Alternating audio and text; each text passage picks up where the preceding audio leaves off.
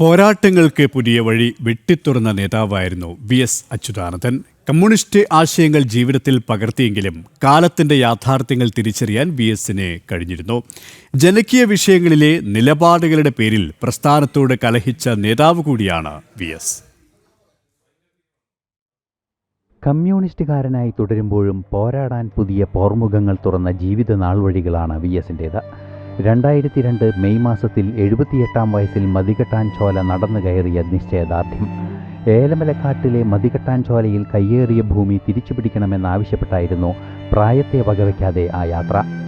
ഉറച്ച മനസ്സോടെയുള്ള യാത്ര ഫലം കണ്ടു. 2003-ൽ 12.82 ചതുരശ്ര കിലോമീറ്റർ വനഭൂമി സംരക്ഷിത വനമായി. മൂന്നാറിലെ കയ്യേറ്റങ്ങൾ പൊളിച്ചുമാറ്റാൻ മുന്നിട്ടിറങ്ങിയ ഭരണാധികാരിയായി വി.എസ്.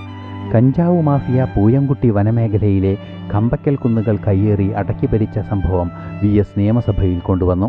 ഇന്ന് ചമ്പക്കൽ മലനിരകൾ കുറിഞ്ഞിമല സംരക്ഷിത വനത്തിന്റെ പരിധിയിലാണ്. കർശന പരിസ്ഥിതി അനുകൂല നിലപാടുകൾ സ്വീകരിക്കുന്നത് പലതരത്തിലും വി.എസ്. പ്രായോഗികമാക്കി. നെൽകൃഷിയിടങ്ങൾ തരം മാറ്റുന്നതിനെതിരെ നടത്തിയ വെട്ടിനിരത്തൽ സമരം വിമർശനങ്ങൾ ഏറെ വിളിച്ചുവരുത്തി. നെൽവയലുകളുടെ സംരക്ഷണം ഉറപ്പുവരുത്തുന്ന സമഗ്ര നിയമമായ നെൽവയൽ തണ്ണീർത്തട സംരക്ഷണ നിയമം പാസ്സായത് വി.എസ്. അച്യുതാനന്ദൻ മുഖ്യമന്ത്രിയായ കാലത്താണ്. ക്വാറി മണ്ണ് മാഫിയക്കെതിരെ ഉറച്ച നിലപാടുകൾ സ്വീകരിച്ച ചരിത്രവും വി.എസിനുണ്ട്. രാഷ്ട്രീയ സാമൂഹ്യ രംഗങ്ങളിൽ വ്യത്യസ്ത നിലപാടുകൾ സ്വീകരിച്ച വി.എസ്. അച്യുതാനന്ദനെ മലയാളി സമൂഹം ഹൃദയത്തിൽ സ്ഥാനം നൽകി. പെമ്പിളൈ ഒരുമൈ സമരത്തിൽ രാഷ്ട്രീയ പ്രവർത്തകർക്ക് പങ്കെടുക്കാൻ അനുമതി നിഷേധിക്കപ്പെട്ടപ്പോൾ പ്രതിഷേധത്തിൽ പങ്കെടുക്കാനെത്തിയ വി.എസ്. അച്യുതാനന്ദനെ സമരക്കാർ കസേരയിട്ടിരുത്തി. ആവശ്യങ്ങൾ അംഗീകരിക്കും വരെ സമരക്കാരോടൊപ്പം എന്ന് പ്രഖ്യാപിച്ച വേദിയിലിരുന്ന വി.എസ്. പോരാട്ടവീര്യം വീണ്ടും കാഴ്ചവെച്ചു. തല നരയ്ക്കാത്തതല്ലൻ യൗവനം, തല നരച്ചതല്ലൻ വൃദ്ധത്വം, കൊടിയ ദുഷ്പ്രഭുത്വത്തിൻ മുന്നിൽ തലകുനിക്കാത്തതാണെന്റെ യൗവനം.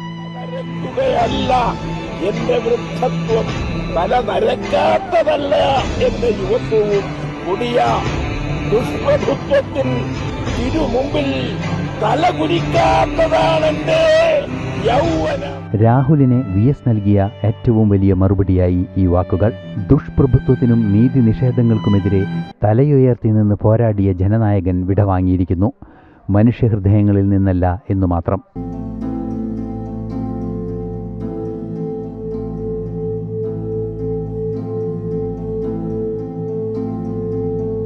ന്യൂസ് ഡെസ്ക് ജനം.